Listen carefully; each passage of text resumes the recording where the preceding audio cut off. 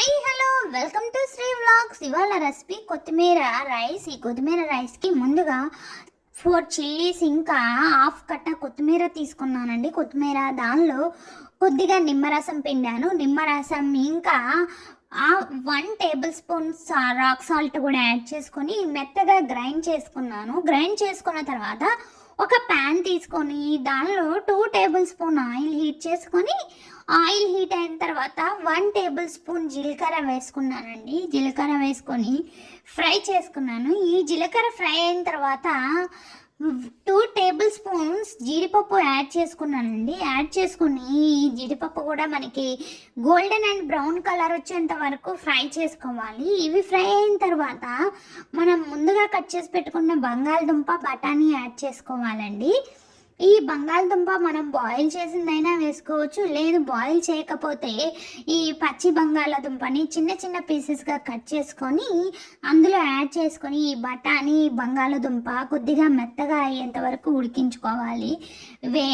ఆయిల్లో వేయించుకోవాలండి. ఈ బంగాళదుంప బఠానీ వేసిన తర్వాత 1/2 టేబుల్ స్పూన్ సాల్ట్ కూడా యాడ్ చేసుకొని మూత పెట్టేసుకోవాలి. ఈ బంగాళదుంప పీసెస్ మనకి మెత్తగా అయ్యేంత వరకు. పీసెస్ మెత్తగా అయిన తర్వాత మనం ముందుగా గ్రైండ్ చేసుకున్న ఈ కొత్తిమీర పేస్ట్ని అందులో యాడ్ చేసుకోవాలి. కొత్తిమీర పేస్ట్ని కూడా అందులో యాడ్ చేసుకొని ఈ కొత్తిమీరలోంచి ఆయిల్ పైకి వచ్చేంత వరకు మనం ఫ్రై చేసుకోవాలి. నేను సపరేట్గా కారం అదేమీ యాడ్ చేయలేదండి. కారం ఇంకా మసాలాలు అవేమీ యాడ్ చేయలేదు. కొత్తిమీర ఇంకా చిల్లీస్ వరకే గ్రైండ్ చేసుకున్నాను. ఎప్పుడు మనం మసాలాలతో తింటాం కదండి, ఇలా ప్లెయిన్గా అయితే చాలా బాగుంది. మీరు కూడా ఈసారి ఇంట్లో ట్రై చేయండి. ట్రై చేసి ఎలా ఉందో కామెంట్ బాక్స్లో కామెంట్ చేయండి. ఇలా మామూలుగా మనము అల్లం పేస్ట్ ఇంకా చాలా వేసుకుంటాము. ఇలా వేసుకోకుండా ఇలా చేసుకుంటే పిల్లలు చాలా ఇష్టంగా తింటారు.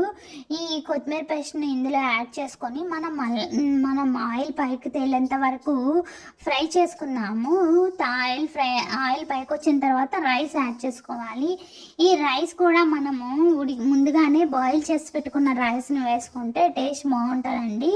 ఈ రైస్లో మనం బాయిల్ చేసుకునేటప్పుడు కొత్తిమీర రైస్కి అయితే దానిలో ఆ రైస్ ఉడికేటప్పుడే కొద్దిగా సాల్ట్ యాడ్ చేసుకుంటే బాగుంటుంది. మనం విడిగా అన్నం ఉడికేటప్పుడు వేసుకునే సాల్ట్కి ఈ కొత్తిమీర పేస్ట్లో మనం వేసుకునే సాల్ట్కి చాలా తేడా ఉంటుందండి. ఇలా కొత్తిమీరలో మనం వేసుకుంటే మన రైస్కి పట్టదండి. ఇలా విడిగా మనము అన్నం ఉడికించుకునేటప్పుడు సాల్ట్ యాడ్ చేసుకుంటే అది రైస్కి పడుతుంది. చాలా టేస్ట్ చాలా బాగుంటుంది. సో ఈసారి మీరు ట్రై చేసేటప్పుడు మీరు కూడా ఇలా ట్రై చేయండి.